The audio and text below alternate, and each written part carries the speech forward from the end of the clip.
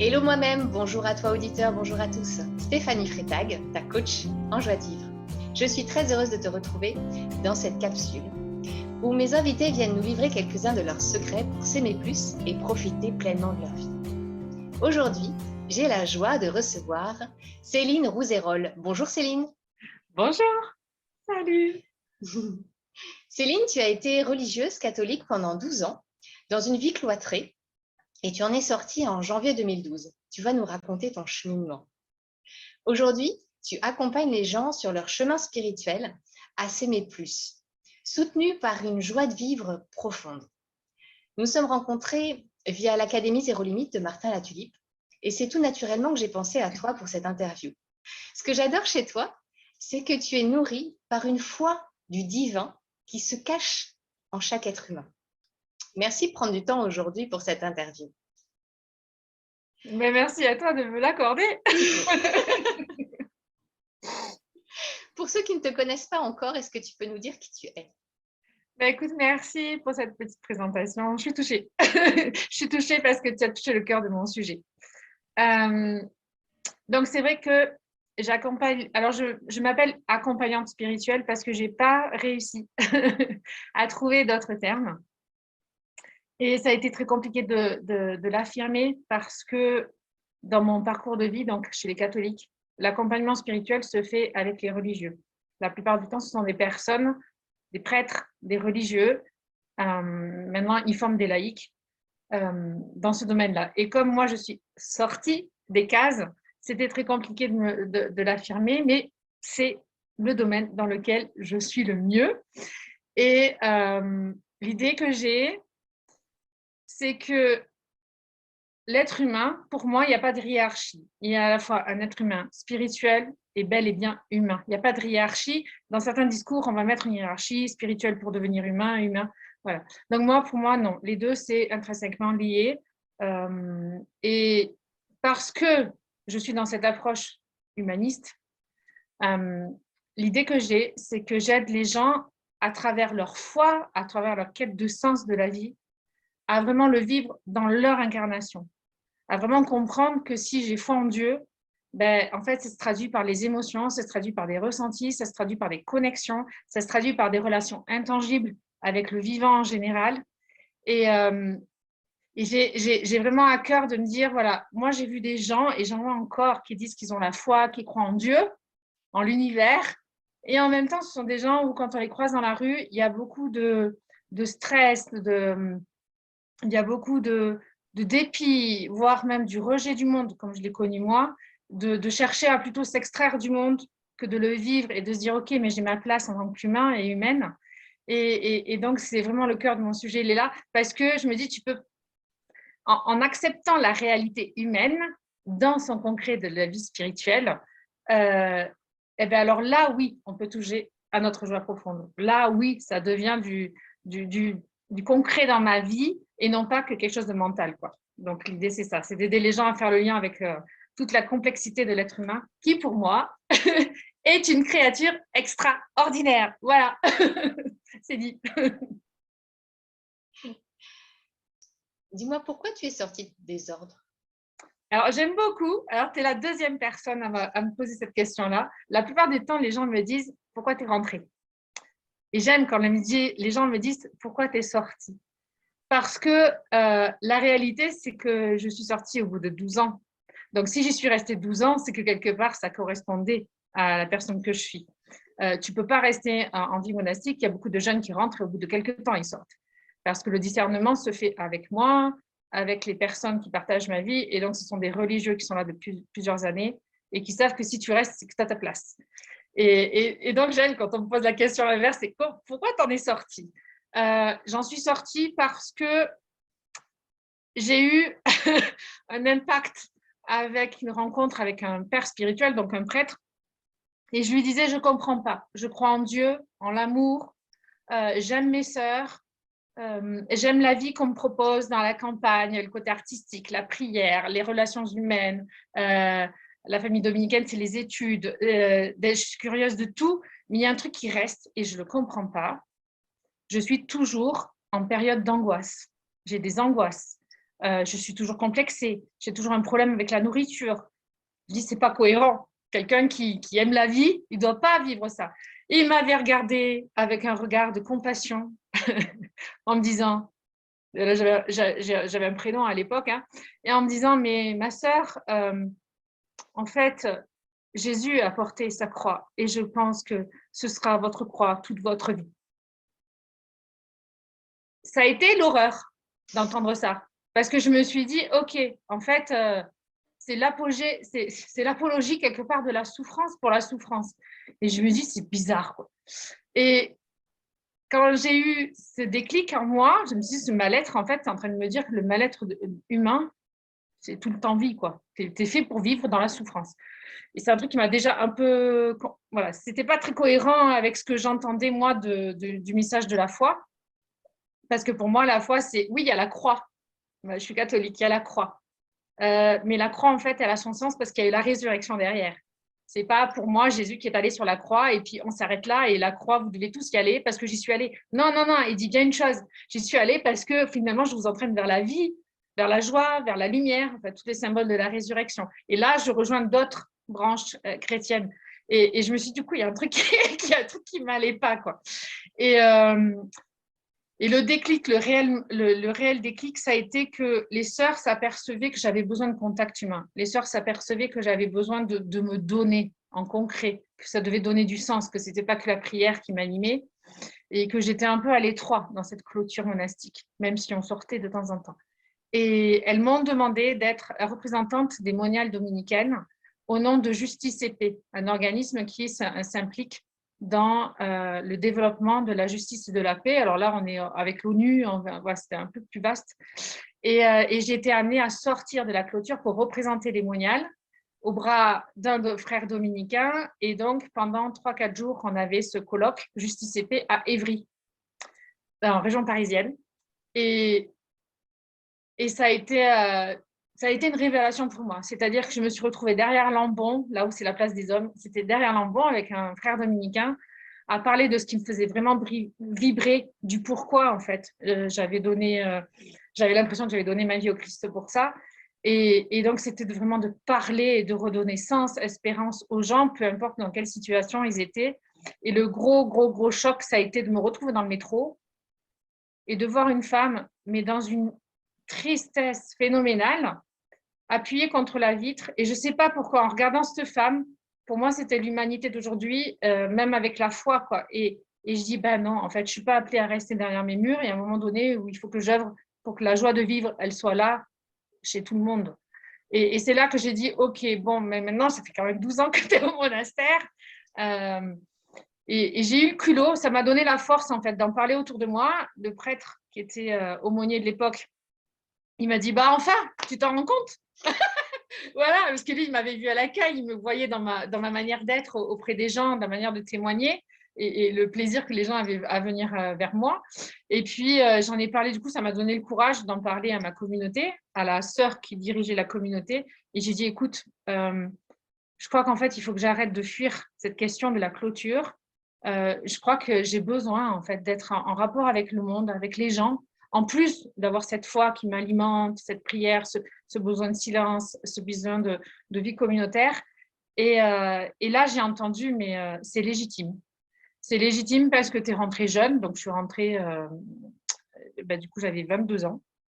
Tu es rentrée jeune, tu n'as pas fait d'expérience de vie professionnelle. C'était une volonté de ma part aussi de fuir un peu cette question de la vocation et du métier que je voulais faire.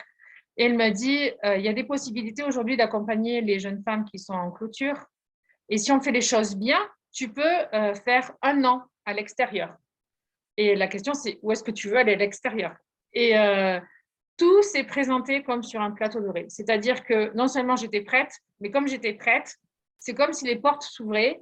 L'aumônier à qui j'avais confié que je me sentais de sortir, de faire une expérience, il m'a dit, mais ce n'est pas un souci, j'appartiens à une association. On recrute des gens pour aider des personnes en situation de handicap. Là, il y a des CDD saisonniers d'été, là, où on a besoin de remplaçants. Tu peux venir à Paris, je te trouve le logement, je connais des gens. En plus, je te trouve le boulot. Et la seule contrepartie, c'est que tu ne dises pas qui tu es. Tu ne dises pas ce que tu fais et comment tu es. Donc, du jour au lendemain, en fait, tout s'est planifié. et de manière tellement fluide, en fait, que c'est là que tu te rends compte que c'était juste. Et je me suis retrouvée en janvier 2022. C'est moi qui avais donné la date aux sœurs, hein, parce que je sentais que c'était très compliqué pour elles d'accepter quand même la démarche. Et donc, en janvier, je me suis retrouvée à Paris, après avoir vécu 12 ans en vie monastique dans la campagne recluse, au milieu de femmes. Et c'est comme ça que ça s'est fait, quoi. Il y a eu des déclics, mais ces déclics ont été, si tu veux, confirmés par comme le sentiment d'une porte qui s'ouvre. Parce que des fois, on a des déclics, hein, et puis, ce n'est pas le moment. Il y a plein de choses qui te font dire que ce n'est pas le moment parce que ce n'est pas fluide, quoi. Donc là, ça a été fait comme ça. C'est beau. Quelles ont été les 3 grandes réalisations de ta vie dont tu peux sentir de la fierté ou de la gratitude? Je pense que, mine de rien, tu vois, on a un changement de vie, mais mine de rien, je suis heureuse d'avoir franchi le pas de rentrer dans la vie monastique. Je suis heureuse d'avoir entendu que la vie valait le coup à une période où j'étais ado, j'étais mal dans ma peau. Je ne pouvais pas imaginer en fait rencontrer un homme, ce n'était pas possible. Dans la psychologie dans laquelle j'étais, ce n'était pas possible. La vie me faisait peur, les angoisses, c'était la vie. Et j'ai eu la chance de rencontrer des gens qui, avec leur sourire jusqu'aux oreilles, parce que c'était ces témoins-là, en fait, j'avais des témoins de gens qui étaient heureux de vivre dans leur foi et qui la proclamaient et que c'était cohérent. Donc, c'était des religieux. Donc, voilà. Donc, c'était culotté de vouloir être monial, alors que tout le monde me disait, mais tu es quelqu'un pour le rapport humain, tu sautilles, enfin, on dirait un petit chien fou. Donc, dans une clôture, c'était incohérent pour tout le monde. Mais j'y ai trouvé tellement de choses riches pendant ces 12 années, tellement d'apports. Moi, je suis... voilà, j'ai besoin de ça. J'ai besoin de cultiver ma relation à la philosophie, à la sociologie, à l'être humain, à comprendre.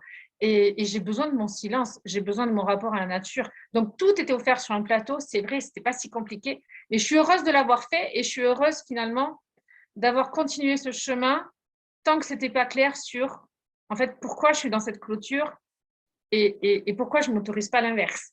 Donc, ça n'a pas été facile. Le chemin n'a pas été facile parce que je sentais qu'il y avait des angoisses, qu'il y avait des choses où je faisais vite, vite, vite, vite pour fuir. Mais je pense que c'était une étape. Aujourd'hui, je me dis que la personne qui est devant toi, elle ne serait pas ce qu'elle est si elle n'avait pas vécu ces 12 années. Et puis ensuite, ça m'a énormément appris après sur l'humain, hein, sur les relations humaines. Et puis, du coup, le deuxième cadeau, ça a été justement de m'offrir la possibilité de sortir, de m'offrir la possibilité de croire que quelque chose d'autre était possible par rapport à ce rapport à soi. Et je crois que la troisième étape importante, parce qu'un défaut, c'est de vouloir tout de suite et d'être impatiente et d'être perfectionniste. Du coup, quand je suis sortie de la vie monastique, il fallait à tout prix que je trouve. C'est quoi ma vocation? Si je ne suis pas faite pour être en clôture, c'est quoi? J'étais assez pressée. J'ai eu de la chance d'avoir des gens derrière moi qui me disaient « fais-le en temps et en heure, bien accompagné, pour être sûr que les choix que tu vas faire, du style la décision de quitter la vie monastique, ce soit vraiment ton choix, parce qu'une fois que tu es parti, quoi. » Et donc, on a pris vraiment 3 ans. 3 ans de discernement à vivre cette vie qui me chamboulait, hein.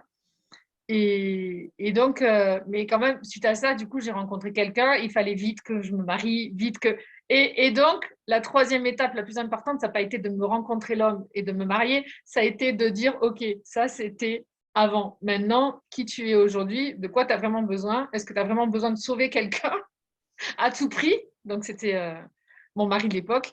Et là, j'ai dit, c'était pour moi catastrophique. J'étais dans un sens où mon rapport à moi était catastrophique.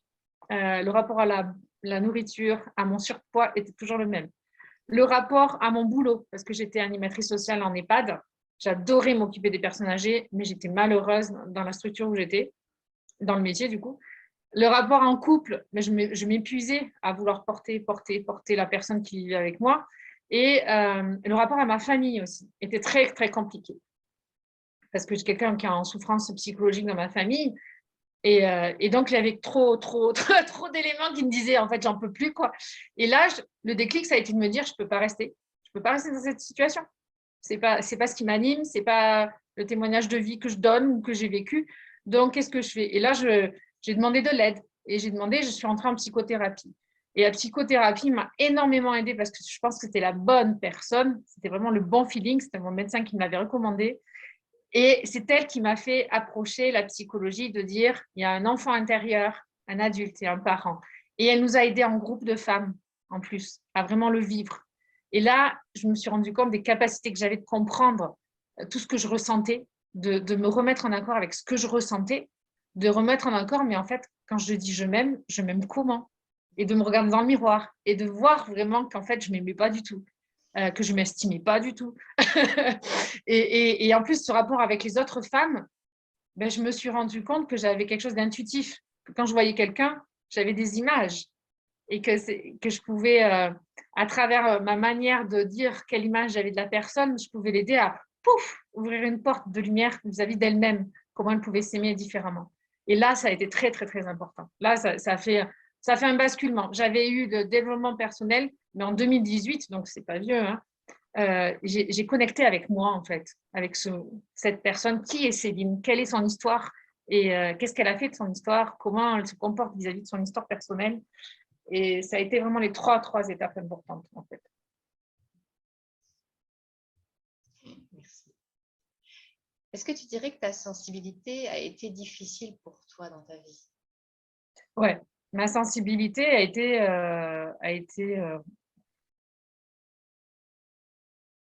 elle a été mal accueillie. Et je sais que quand on est sensible, et moi je pense que, voilà, je n'ai pas fait d'analyse, mais je fais partie des hypersensibles. Du coup, on a l'arme à l'œil facilement, on est dans la compassion facilement, on est dans le syndrome du sauveur facilement. Et tout ce qu'on nous dit, on le prend pile. Voilà, on te dit, tu as un cheveu de travers, ça y est, je ne suis pas belle. Voilà. Donc, tout s'amplifie dans ce qu'on nous dit. Donc, un mode d'introspection très, très sévère.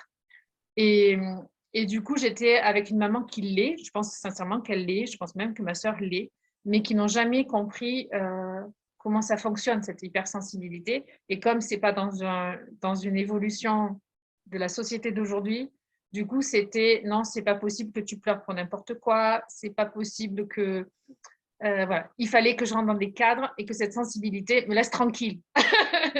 Ne me sorte pas les cadres. Et donc, ça a été très compliqué parce que du coup, je pense que l'adolescente que j'ai été complexée, persuadée que j'étais bête, persuadée que j'avais pas de mémoire. Enfin, tous les trucs négatifs ont été nourris parce que je contrais à chaque fois ma sensibilité. Et après, elle m'a sauvée. Elle m'a sauvée parce que justement, si j'ai pu à un moment donné avoir des moments de paix envers moi-même, pour pas sombrer dans la dépression, un peu comme ma maman, c'est parce que je me rendais compte que j'étais bien toute seule dans la nature. Et que ça, on ne venait pas m'embêter à ce propos. On ne le comprenait pas, mais c'était mon lieu à moi. J'avais mon petit lieu de coin de prière dans ma chambre pour mon espace à moi, pour retrouver cette sensibilité, ce cœur à cœur avec ma foi. Et il m'a fallu du temps, en fait, pour savoir que j'étais dans les hypersensibles, parce que même au monastère, je ne le savais pas. Du coup, je comprends mieux. Je comprends mieux maintenant. Tu as découvert ce terme hypersensible? L'hypersensibilité, je pense que je l'ai découverte avec le développement personnel quand j'ai commencé ouais, ça a été de fil en aiguille. Développement personnel, moi, j'y suis rentrée avec David Laroche et j'étais encore au monastère. On avait Internet parce qu'on faisait des études théologiques avec Internet. J'ai vu que tu avais fait le défi des 21 jours avec lui il y a 8 ans. Alors, oui, je crois que ça a été le premier truc que j'ai voulu faire. Je ne suis pas allée jusqu'au bout. Mais lui, il m'a beaucoup impacté dans sa manière de dire. Donc, il n'était pas trop connu au départ. C'était en 2010, 2011 que je l'ai rencontré sur Internet. Et dès que je suis sortie, j'ai voulu aller à sa rencontre. Donc, j'ai eu la chance de m'offrir un séminaire avec lui à l'hôtel à Paris. Et après, je l'ai retrouvé à Toulouse aussi. Donc, David Laroche m'a beaucoup appris, en fait, sur cette estime de soi. Et à partir de là, j'ai découvert d'autres. Hein, c'est de fil en aiguille, on sait que c'est comme ça. En étant sur YouTube. Moi, mon développement personnel s'est fait sur YouTube d'abord. Et donc là, j'ai rencontré, du coup, je crois que j'ai rencontré Martin Latulippe, qui du coup de l'Académie Zéro Limite, qui m'a fait rencontrer aussi Alstine, j'ai plus son prénom, sur la douance. Et là, c'est plein de termes, plein de témoignages qui me sont dit, mais en fait, je fonctionne comme ça, je suis comme ça. Et qu'est-ce que ça a changé pour toi, du coup, de découvrir ces termes, découvrir quelque part une définition dans laquelle tu peux rentrer? Eh ben déjà, tu te sens moins le petit canard noir de ta famille. Tu dis, OK, mais en fait, ce que je vivais, c'était normal. Les gens ne pouvaient pas forcément comprendre. Ce que je vivais, c'était normal aussi parce que dans ma famille, il y en a d'autres qui ont refusé de le vivre et qui se sont coupés de leur part d'humanité, en fait. Euh, et puis, ça m'a aidé à me dire, mais les relations humaines que je tisse avec les gens, donc c'est normal que quelque part, ça me déstabilise toujours et que ça m'enrichisse en même temps parce que du coup, ça me renvoie qui je suis à chaque fois. Je pense que l'hypersensibilité, ça c'est de mon point de vue parce que je n'ai pas fait de recherche scientifique ou quoi que ce soit, mais l'hypersensibilité nous permet à être plus introspectif, plus, plus des contemplatifs. Je me dis peut-être que les personnes qui rentrent dans la vie religieuse en tant que contemplatifs ou dans la vie monastique en général, c'est quand même bien souvent des gens hypersensibles où le moindre truc qu'ils voient, ça leur parle de la beauté du monde, du sens du monde. Et sans ça, voilà. Après, je n'ai pas fait une analyse de mes sœurs, hein, si elles étaient hypersensibles ou pas.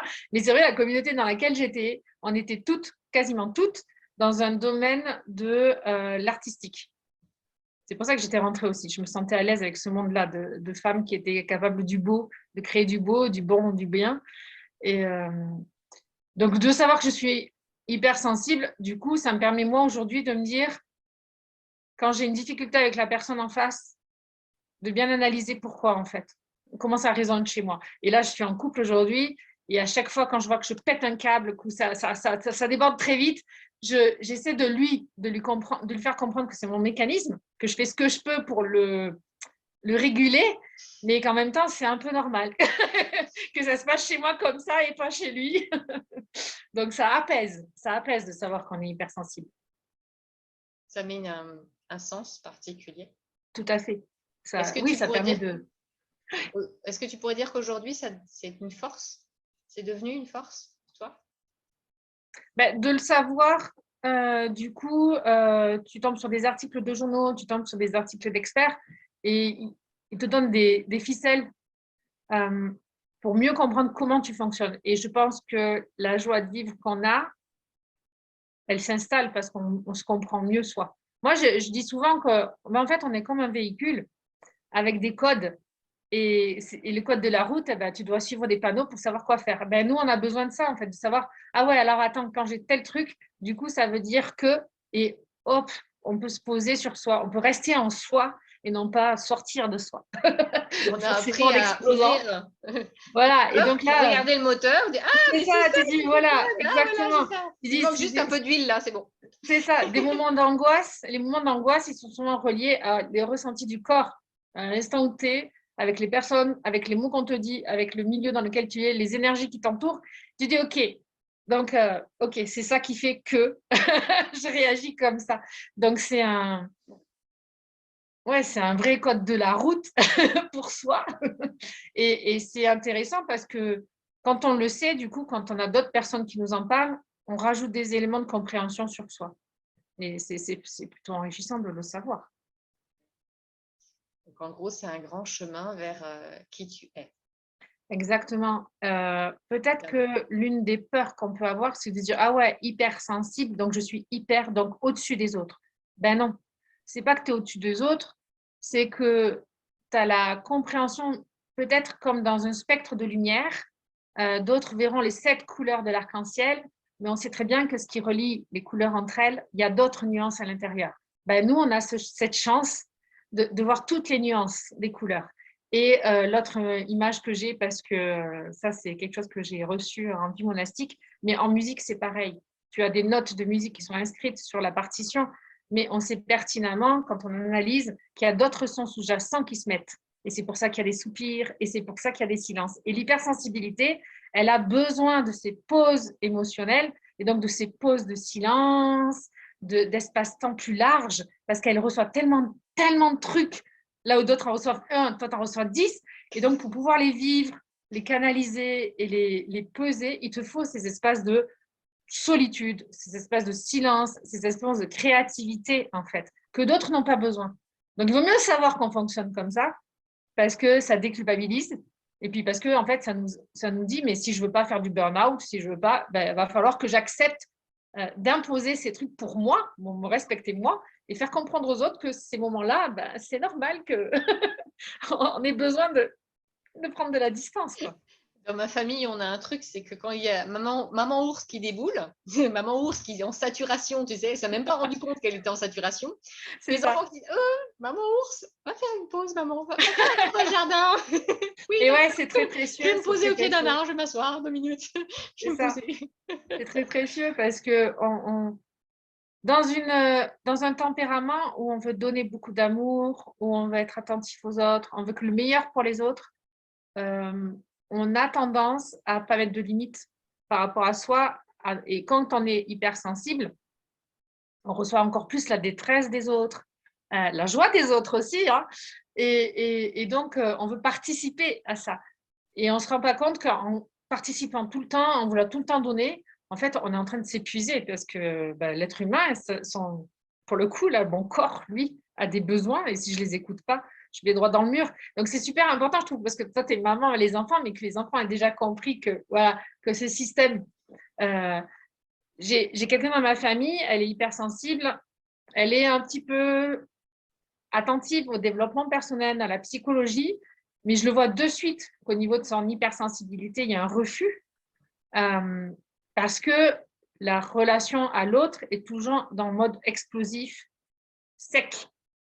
C'est des stops, mais c'est des stops tout le temps, quoi. On sent que la personne, elle est à fleur de peau tout le temps. C'est du stop trop tard. C'est du stop trop tard, donc c'est très violent pour elle, je pense, pour les autres, certainement. Et du coup, ma maman, une fois, m'a dit, mais est-ce que tu pourrais pas lui parler? Mais je dis, honnêtement, là, ce que je ressens, c'est qu'elle est tellement dans un vase à fleurs, là, que j'ai pas la porte ouverte pour lui parler. C'est difficile, parce que tu aurais envie de l'aider, cette personne, à dire, attention. Mais du coup, je me dis, voilà, si on ne fait pas attention à notre hypersensibilité, on a toujours l'impression d'être un vase à fleur de peau, à la limite, et que la moindre goutte, ça déborde. Donc, il faut vraiment accepter, en fait, ce mécanisme. Et l'idéal, c'est de l'accepter, comme tu dis, et d'en parler autour de soi pour dire, voilà, si vous voyez que je suis, parce que des fois, comme tu dis, hein, on n'a pas conscience. On n'est pas très bon juge, je pense, quand même, des fois. moi, par exemple, hier, je sais pertinemment que je suis dans un chemin en ce moment où le niveau émotionnel est beaucoup mis en labour. Et j'ai dit à mon compagnon, hier, j'ai craqué et j'ai dit, mais en fait, il me disait, mais c'est comme, quand tu craques, c'est comme si j'avais des couteaux dans le cœur. Je dis, mais c'est pas intentionnel si je craque, hein, si je me mets à pleurer, si je me mets à exprimer des émotions un peu plus fortes. Mais moi, qu'est-ce que ça me soulage de pouvoir le faire? Idéalement, il faut pouvoir soulager, préserver les autres aussi. Mais c'est bien d'en parler, c'est bien de dire. C'est pas une maladie. les larmes ne sont pas acceptées dans notre société et encore par beaucoup.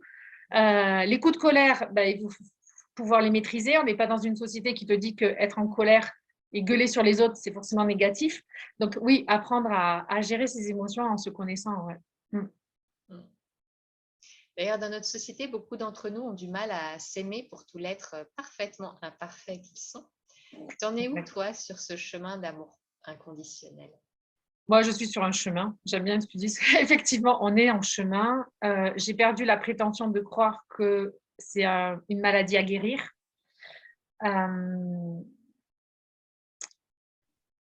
On a, dans le développement personnel, on parle de l'estime de soi, de la confiance en soi. Et je sais qu'à un moment donné, moi, j'ai même cru que c'était un truc à guérir. Maintenant, je trouve que c'est quelque chose à acquérir, à cultiver, à mettre dans son ouvrage tous les jours. C'est vraiment… prendre soin. Et pour modèle, moi, je suis toujours… ma spiritualité chrétienne, mais j'ai toujours quand même été marquée par le témoignage de Mère Teresa, qui est du coup allée dans le monde populaire.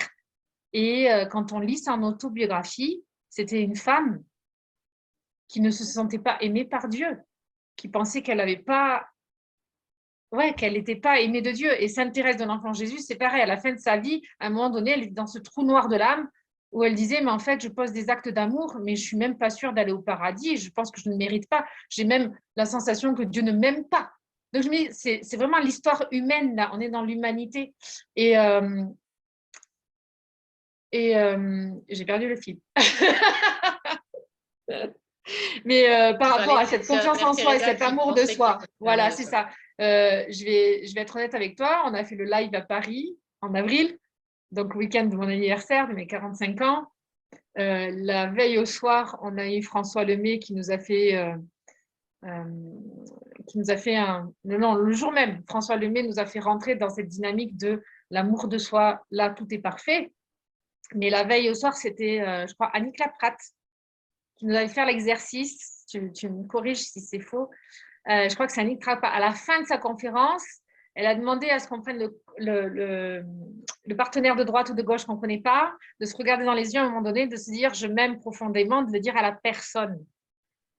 Et j'ai été sidérée de m'apercevoir qu'avec tout ce chemin de foi et tout ce chemin de développement personnel, j'en ai été incapable et j'étais bloquée. C'est-à-dire que moi, les mots sont porteurs de sens et ils ont une grande valeur. Donc, je ne dis pas un mot si je le vibre pas. Et à ce moment-là, de regarder cette femme que je ne connaissais pas et de lui dire « je m'aime profondément » et d'en être incapable, parce que ça ne venait pas des tripes, ça venait pas même le mental, du coup, il me dit « non, non, mais te mens pas là, te mens pas ». J'ai été sidérée et j'ai regardé ma collègue, donc Sandrine, qui était avec moi, qui est coach en EFT, et je lui ai dit « mais tu sais pas, le truc, c'est que je ne suis pas arrivée ». Et donc, elle a fait toute une discussion avec Sandrine sur ce pourquoi, en fait. Alors que elle me dit, et elle me posait les bonnes questions pour me dire, mais en fait, qu'est-ce qui se passe? Pourquoi je ne suis pas capable de le dire? Et ça a été révélateur. Et ça a été révélateur, en fait, qu'il y avait encore une partie de mon trésor qui n'était pas ouverte et que je n'avais pas encore mis de la lumière et que je n'avais pas accepté qu'il y avait un trésor encore à découvrir. Et donc, c'était au mois d'avril, donc fin avril. On est, on est au mois d'août. Et aujourd'hui, j'ai conscience que c'est un vrai chemin. C'est un vrai chemin parce qu'il y a des jours où tu vas pouvoir le dire, mais de manière spontanée, voilà. Et il y a des jours où tu vas te rendre compte que ce jour-là, tu ne peux pas. Mais au moment où on ne peut pas le dire, c'est que quelque part, on a besoin de mettre encore plus d'amour. Et ça nous ouvre un peu la porte. Où est-ce que tu ne peux pas le dire et pourquoi tu ne peux pas le dire? Donc, j'aime bien que tu dises c'est un chemin. C'est vraiment un chemin.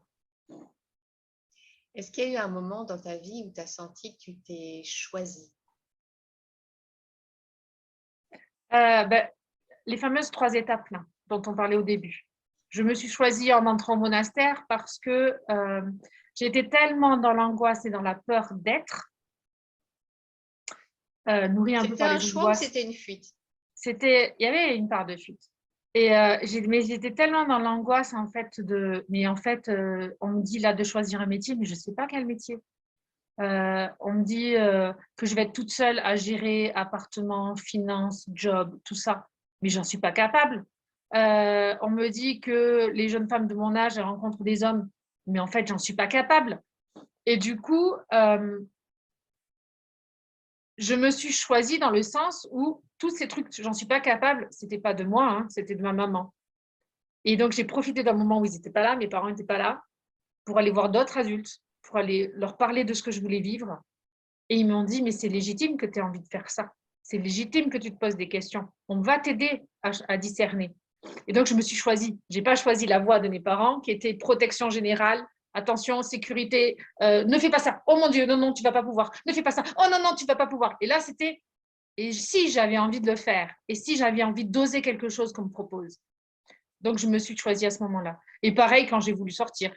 C'est-à-dire que la voie globale, c'était tu as fait des vœux définitifs, tu as promis vœux et fidélité à Dieu de ta personne. Tu ne peux pas faire marche en arrière. C'est comme dans le mariage. Tu ne peux pas. C'est fidélité, là. Tu romps quelque chose de sacré.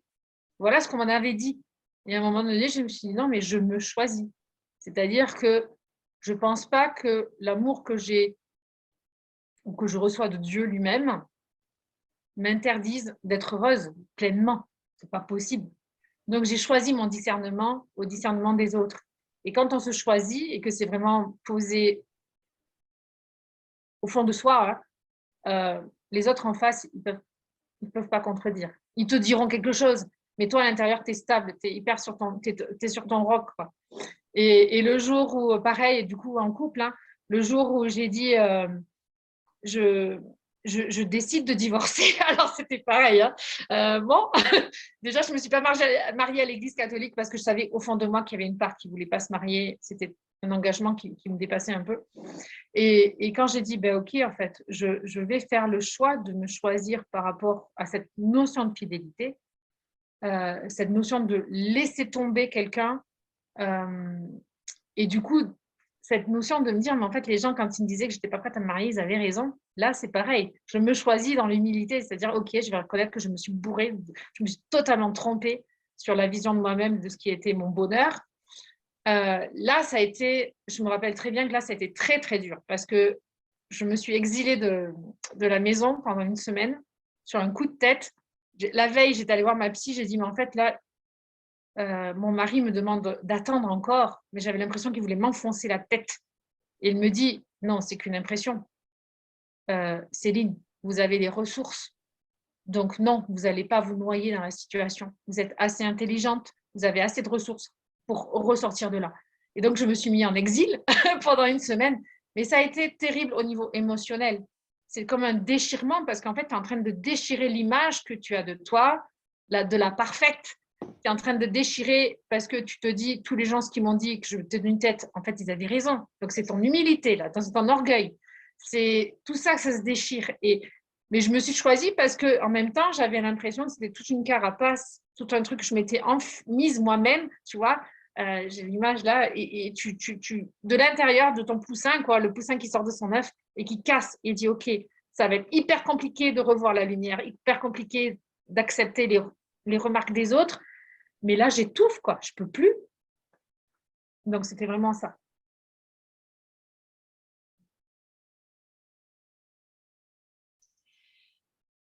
Au quotidien, il n'est pas toujours évident de prendre soin de soi.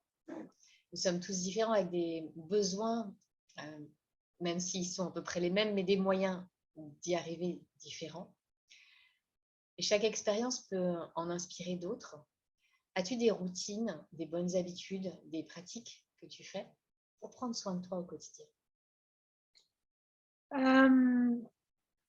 Alors, une routine qui me vient là, c'est d'accepter de dire non. Voilà. Et c'est pas quelque chose que j'ai appris. Et je vis avec quelqu'un qui a pas de facilité à le dire non. Et mais à un moment donné, de dire, OK, ma routine, du coup, c'est me dire, mais là, en fait, est-ce que j'ai vraiment envie de le vivre ou est-ce que j'ai vraiment envie de le faire? Donc, la routine de ce fameux non, c'est de me dire, de le sentir dans mon corps, en fait, d'être vraiment connecté à moi.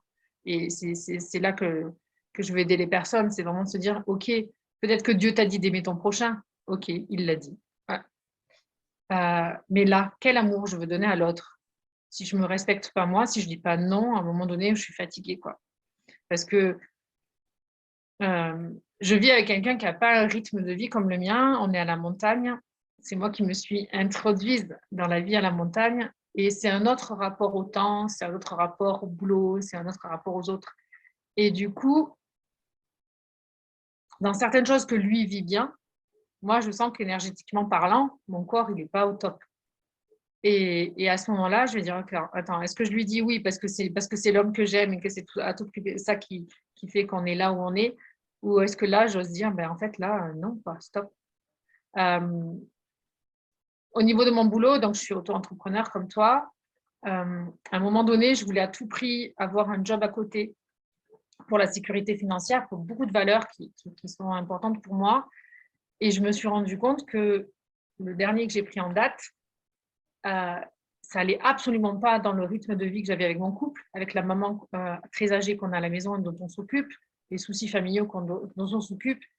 Et là, il a fallu que je me dise, OK, pour plein de raisons, ce job à côté est nécessaire. Et en même temps, mon corps, là, il est en train de me dire que l'équilibre, je ne l'ai plus. Et là, je me suis dit, voilà, ma routine, c'est ça, c'est de me dire, mon corps, il me dit quoi, là? Est-ce que je l'écoute? Et jusqu'où je l'écoute? Donc, on est vraiment dans le concret, quoi, dans la chair, dans l'incarnation.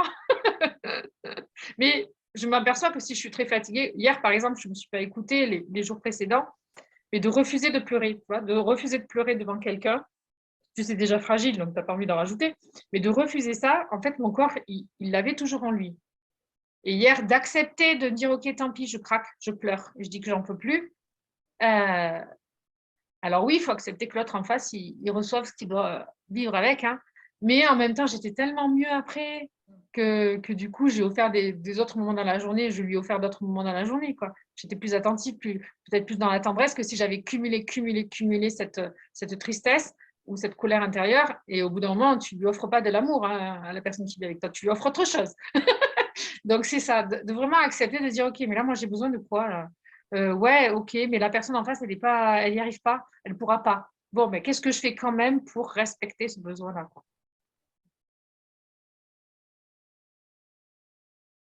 Et comment tu cultives ton estime de toi malgré les critiques ou les échecs? Je m'aperçois que je devrais davantage être en gratitude sur ce que j'arrive à faire, sur ce que les gens disent de moi et sur le bonheur de la vie du quotidien. Ça, c'est un truc qui m'avait énormément appris en 2018. Tout le chemin que j'ai suivi en 2018 jusqu'en 2020, j'étais toute seule. Et quand on est seul, c'est beaucoup plus facile hein, de faire des rituels, des routines. Et donc, j'en avais sur l'estime de moi, c'était déjà sur le miroir. Là, je ne l'ai plus aujourd'hui, c'est pas que je te dis ça. Sur le miroir, comme j'ai quelqu'un qui est très complexé, qui m'aime pas, que je trouve trop grosse et patata, sur le miroir, il y avait juste cette phrase. Alors, il faut que ça résonne en soi hein, pour le faire, hein, mais c'était « Je mérite d'être aimée ». Ça, c'était l'époque avant que je rencontre Gérard qui partage ma vie. Et je suis belle parce que je savais pertinemment que quand c'était pas quelque chose de très profond en moi, donc pour que le cerveau l'entende et qu'au moment où je me regarde dans le miroir, je vive un regard d'amour vis-à-vis de moi-même, j'avais besoin de dire « Je suis belle ». Et là, il y avait des gens, ma maman, qui ne comprenait pas pourquoi sur le miroir, c'était au rouge à lèvres pour que ça s'enlève. J'étais locataire, donc il fallait que ça s'enlève. Elle ne comprenait pas ce rituel, tu vois. J'étais à une période de ma vie, il a fallu que je retourne chez mes parents pendant un mois. Ben, sur le miroir, je l'avais marqué. Et donc, elle trouvait ça mais aberrant. Voilà. Mais non, mais je me disais, moi, je sais quel effet ça me fait à l'intérieur de moi, comment j'évolue, du coup, vis-à-vis de l'image que j'ai de moi. Et donc, je l'avais gardé coûte que coûte. Je savais que voilà. Et ces derniers temps, je l'ai repris différemment parce qu'on est à deux. Et je me dis, non, non, ça, c'est ce truc qui avait marché. Donc, je l'ai laissé tomber. Maintenant, je le reprends. Voilà. De savoir ce qui ne marche pas. C'est vrai qu'on est dans un courant de vie qui fait que des fois, un truc qui marche, qui nous fait du bien sur l'estime de soi, on va le laisser tomber. Parce que la vie est là, quoi. Et puis, en fait, voilà. Aujourd'hui même, ce qui me fait du bien dans l'estime de moi-même, c'est d'enclencher des rituels pour mon entreprise de communication. J'aime énormément être devant la caméra et parler, partager. Donc, en ce moment-là, où je suis dans une période où il y a beaucoup de choses qui bougent encore de nouveau, ben, je me dis, mais en fait, quand je fais ces vidéos et que je parle et que j'offre, je me sens trop bien, quoi. Et donc, ça cultive mon estime de moi. Donc, c'est même dans le boulot. Il y a des choses, des fois, dans le boulot. Ah oui. Dans notre boulot d'auto-entrepreneur, on apprend que c'est vital d'être dans un métier passion. Donc voilà, quoi. Et en conclusion, quel secret la vie t'a appris que tu souhaiterais léguer à ce monde?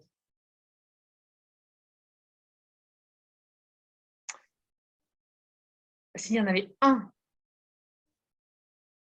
euh,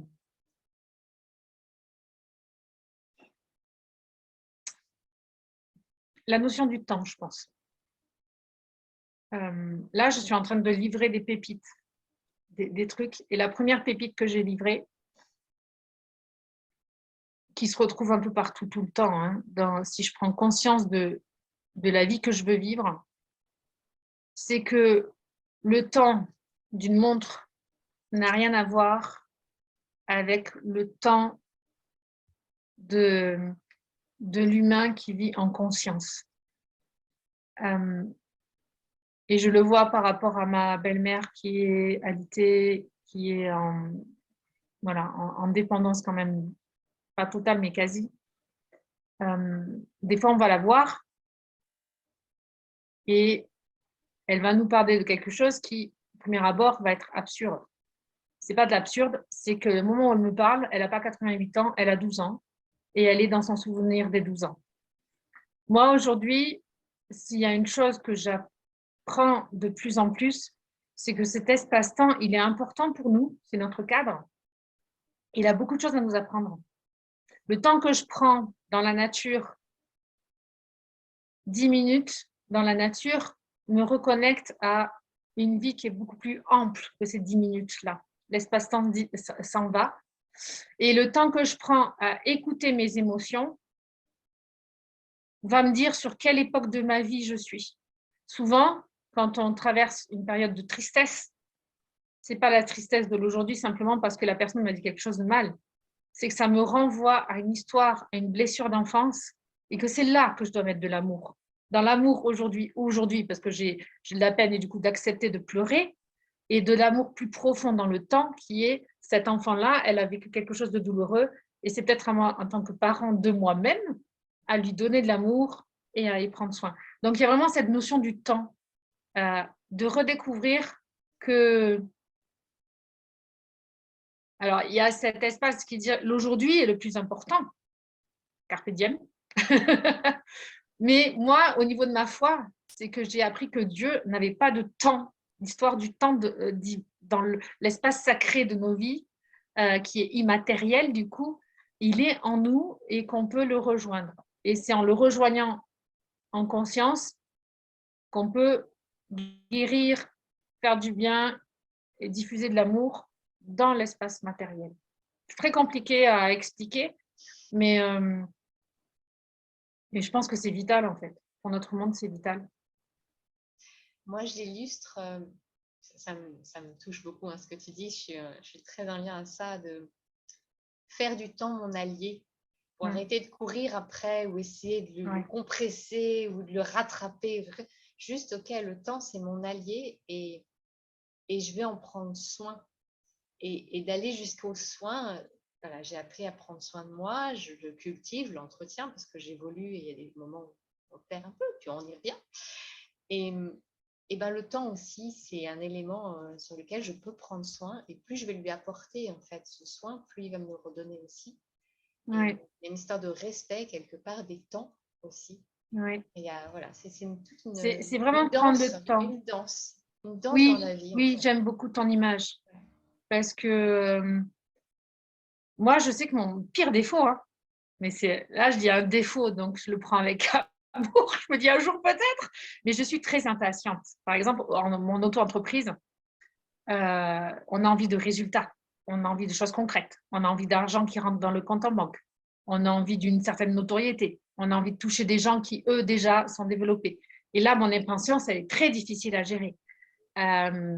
Mon impatience aussi, des fois, dans mes émotions, parce que j'ai appris que la joie de vivre, je veux y accéder tout le temps. Donc, quand j'ai un coup de colère, un coup de tristesse, j'aimerais y être tout de suite dans ma joie. C'est-à-dire, OK, je suis triste. OK, c'est bon, je le sais, là, je suis triste. OK, oh, on va passer à autre chose. Ben non, en fait, il faut du temps pour vivre ces émotions et du temps aussi dans les relations. Ça, c'est pas mon défaut parce que je pense que c'est plutôt un atout que j'ai qui, des fois, peut faire peur aussi à l'entourage, mais pour tisser du lien avec des gens, un lien de confiance, nous deux, je sais que ça s'est tissé. Déjà, il y a le ressenti qui s'est fait naturellement. Donc ça, je suis de plus en plus dans le ressenti. Mais au niveau du temps, on sait pertinemment qu'il peut y avoir l'enthousiasme du début, mais pour vraiment connaître quelqu'un, pour vraiment arriver à savoir si c'est les bonnes personnes, si la relation vaut le coup, si on ne va pas plutôt droit dans un mur, il faut du temps pour connaître les gens. Et les réseaux sociaux, la société d'aujourd'hui, quand on est seul, surtout et qu'on veut rencontrer l'âme sœur, on a vraiment envie que tout se fasse vite. Vite, vite, vite que je sorte de ma souffrance. Vite, vite, vite que j'ai la baguette magique pour répondre à telle solution. Et c'est pour ça que je me dis non, en fait. Tu sais, j'ai l'impression qu'on est une société, on a le syndrome du Doliprane, tu sais.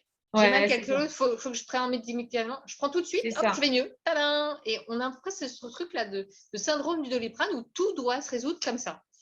Ouais, et puis dans le développement personnel, c'est une tendance aussi à dire le mindset. Du coup, si tu as un bon mindset, du coup, ça veut dire que tu as trouvé la baguette magique et dit hop, ça va changer la donne. Non, en fait, c'est une question de. Moi, j'ai bien aimé ce qu'on avait reçu. Guillaume Delutte, je crois. qui avait bien parlé, que la vie, c'était ça. Et donc, il fallait accepter qu'on avait à s'adapter à ça et non pas à chercher que tout soit plane, parce que si c'est plane, c'est mort. C'est ça. Et les gens, quand on parle du temps, moi, je sais que quand je suis rentrée en vie monastique, c'était terrible parce que j'avais le syndrome de la perfection et j'avais une image de la moniale parfaite. Et comme la vie te sort de cette perfection, par exemple, la moniale parfaite, elle était tout le temps en prière, tout le temps avec le sourire et la zénitude. Et du coup, quand il y avait des heures réglées pour les rencontres ensemble en communauté dans l'église pour chanter, la perfection, c'était d'être totalement présente à ce que tu chantes, à ce que tu dis. Mais c'est pas vrai. Déjà, des fois, j'étais à l'accueil, donc j'étais pas à l'heure. Et il y avait d'autres soucis dans ma tête parce qu'après l'office, il y avait préparé les repas, il y avait préparé l'accueil des gens. Et puis, des fois, tu chantes, puis non, tu vas te concentrer sur, oh, la fausse note. Et donc, tu te dis, mais c'est pas ça la moniale parfaite. Et tu t'auto-flagelles tout le temps de ne pas être en correspondance avec l'image que tu as. Mais il faut du temps. Et d'ailleurs, je pense que le temps, le temps fait qu'on apprend du coup que la perfection n'existe pas. Parce que si elle existait, non. Voilà. Et c'est très frustrant. parce que ouais. La société ne nous aide pas. Merci beaucoup pour ton partage d'expérience, Céline. Merci. J'espère sincèrement que toi, auditeur, tu en tires des clés qui vont t'aider à cheminer sur ton propre chemin, à aller trouver ce divin qui est en toi, à aller cultiver cette foi que tu as le temps. Tu as le temps pour évoluer. Tu as le temps pour ajuster les endroits où tu sens que ça grippe encore en toi. Un petit peu d'huile de temps en temps, et puis tu vas voir que ça va prendre de la rondeur, ça va être plus doux, de plus en plus doux, et puis à un moment, ça va juste fleurir et ça va sentir bon. Et il y aura toujours les piquants sur la tige de la rose, mais c'est pas grave, c'est ça la vie. La joie de vivre, c'est pas être heureux tout le temps, c'est d'accepter qu'il y a des moments de creux pour pouvoir nous mettre un petit peu un coup de pied au derrière pour bouger, parce qu'on en a besoin. Oui, oui, c'est ça. En tout cas, j'ai hâte de lire en commentaire sous cette vidéo tes questionnements, ton cheminement. Qu'est-ce que cette vidéo t'a apporté? Merci Céline pour ton temps. Je te souhaite une très très belle continuation dans tes projets. D'ailleurs, quelles sont tes actualités? Où est-ce qu'on peut te retrouver en ce moment? Eh bien, merci à toi de m'avoir accordé ce temps. Un temps bien précieux. Partager, c'est toujours un bonheur pour moi. Et c'est pour ça que je partage actuellement depuis le 15 août. Et donc, depuis le 15 août jusqu'au 15 septembre, j'ai fait des vidéos. Donc, quand on fait l'enregistrement, on est d'accord, je suis en plein dedans. J'ai livré du coup des pépites de sagesse. Alors, ça peut paraître prétentieux, mais c'est de faire comprendre à chacun d'entre nous que notre cœur, moi, la base de tout, c'est le cœur qui vibre, que notre cœur, en fait, il a engrangé d'énormes choses, d'énormes connaissances, et que l'être humain est une créature extraordinaire, et que si on prend le temps d'ouvrir ce trésor, on découvre que la vie nous a appris beaucoup de choses, et que des fois, on les utilise sans trop le savoir, et ça nous rend des êtres responsables, parce que l'être humain heureux est un être responsable. Il prend sa part de ses actes, de ses choix, et que les relations, c'est toujours à deux, et que tout ce qu'on vit avec l'environnement, on en est aussi responsable. Et donc, je leur livre tous les jours, c'est un défi que mon homme me lançait, tous les jours, pendant 3 minutes, je dois arriver à vous donner une pépite, voilà, pour aller au cœur et, pourquoi pas, vous faire découvrir à vous que vous l'avez aussi dans votre trésor, cette pépite, et que d'en prendre conscience, on rentre dans la gratitude, on rentre dans la louange, on rentre du coup d'être plus heureux d'être qui on est. Donc ça, c'est sur ma chaîne YouTube. C'est une chaîne où je mets régulièrement aussi des masterclass, des conférences sur un thème précis qui est apparu au cours de mes pérégrinations sur Facebook, parce que je suis sur Facebook, donc j'ai ma page profil. De temps en temps, j'y fais des lives, des posts qui me parlent. Et j'ai un groupe privé donc, que j'ai appelé « Vivre d'amour divin librement », parce que, voilà, moi, je viens d'un milieu de la religion, je viens d'un milieu où On a voulu jeter la religion, donc je dis le bébé avec l'eau du bain. Et en fait, au cœur de la religion, il y a une vraie spiritualité. Et ma spiritualité chrétienne rentre en résonance avec les autres spiritualités. Et donc, ce groupe-là, c'est de dire, en fait, gardons le cœur ouvert au maximum, même si ce qu'on nous dit, ça nous paraît bizarre.